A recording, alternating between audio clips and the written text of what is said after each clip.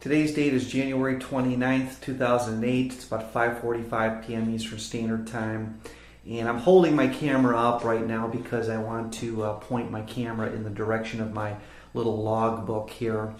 I probably had one of the best workouts of my entire, one of the top 10 running runs in my top training of all the time. I've been training the last couple of years. Yesterday I ran.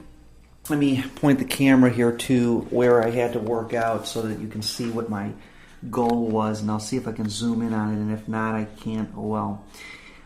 This was week, and of course I don't want to do any post-editing, that's why I'm doing this now. Let me point this out here. According to week 9, it was called an LT workout. I had to run 3,400 meters at 6:06 per mile. Recovery between the repeats with an 800 meter at an easy pace, and then run 1 mile at 5:51 per mile pace. If you break this down, what 300 times 2,400 meters means is 1.5 miles approximately at a 9.9 miles per hour pace, or basically a 6-minute mile plus 6 extra seconds added to it. That's above and beyond what I'm used to training at, and because of that I had to do something quite different. And just to do a recap here in my book, in my journal, I burned off a total of 1,053 calories, 8.92 miles, ran for 65 minutes, and 6 minutes at 6 miles per hour, 28 minutes at 7 miles per hour, and 31 minutes at 9.8 miles. Let me show you real quick what this looks like. I did this in 2 structured sets. I broke this down where I was literally running in 2-minute clusters where I would go at, I started out at 6 miles per hour, and then I eventually worked my way into 7 miles per hour for 2 minutes. But between each 2 minutes of 6 or 7 miles per hour was running 9.8 miles per hour, which is a little about, technically it's 9.9 miles per hour, as my treadmill is faster. And by the way, you want to keep a journal when you record your stuff. It just really makes things a lot easier. But this was such a long run for January 28th, and sorry I'm moving around here. And I even recorded the other stuff on here as well. You know, I broke this down, like I said, into 2 sets. Let me not make you dizzy here. And here's the moral of this story here real quick. Not moral of the story, but lesson of the story. And the lesson of this story simply is that whenever you're in a situation where you need to increase your lactate threshold or your anaerobic threshold, which is a fancy way of saying increase your speed in a run, and so that you can meet certain goals like run a 4-hour marathon, a 3-hour marathon, or a 3-hour and 30-minute marathon, what you have to do is you have to increase your speed. Because I never consistently ran more than a 6-minute mile for more than a mile, I've had to intertwine or intermix these 6-minute miles, or in this case 6:06 per mile. I had to intermix these 6-minute miles in between a slower speed. So I would go like 9.8 or 9.9 miles per hour for 2 minutes. Then I'd slow it down to 7 miles per hour for 2 minutes. And then I would go back to 9.8 miles per hour, and I would keep going back and forth and back and forth and back and forth.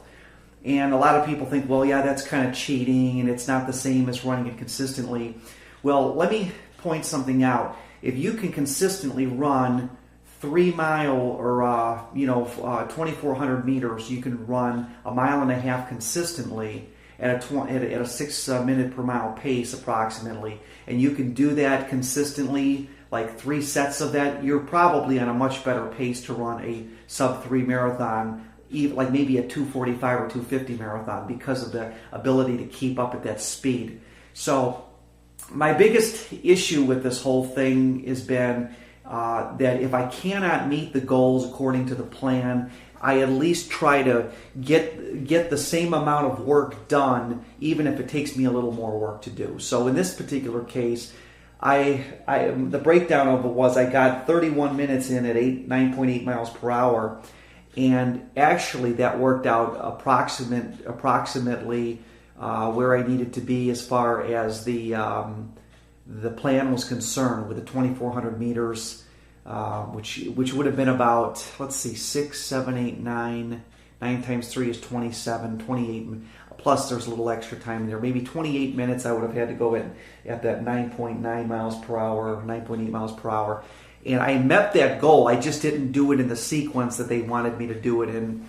And I want to talk about this issue of lactate threshold so I can make it clearer to you. And sorry I'm making you dizzy here. I'll try to get this thing. I don't want to do any post editing. That's why I did this the way I did. It makes it easier to post these up. Anyways, lactate threshold is something that you've got to build in order to build speed. You could run 15 miles a day, 6 days a week, and still run a 5-hour marathon because you're not picking up the speed. And the speed is key. You know, it's you've got to pick the speed up. So that being said, I am increasing my speed, and eventually, I think by the time I'm done with my 20-week plan, I'm starting week 9. I'm on day 2 of week 9. I will officially be in a position where I can consistently run a 6-minute mile for 9 minutes straight. And I probably will be able to do it, but right at this particular point, I'm not in that position to do it.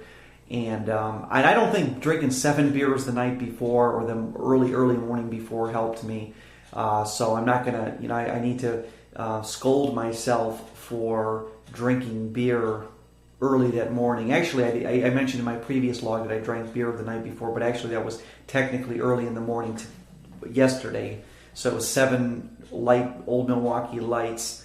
And you know what? This is the big thing here. Junk food and beer are things you need to eliminate. I know I got about a little less than 3 months from the marathon, but I still need to spank myself for not, being a little more orthodox in my training. Because I know Bill Rogers surely wasn't drinking when he was training, or smoking, or eating junk food. I don't smoke, so that's a good thing. I haven't smoked in almost 5 years.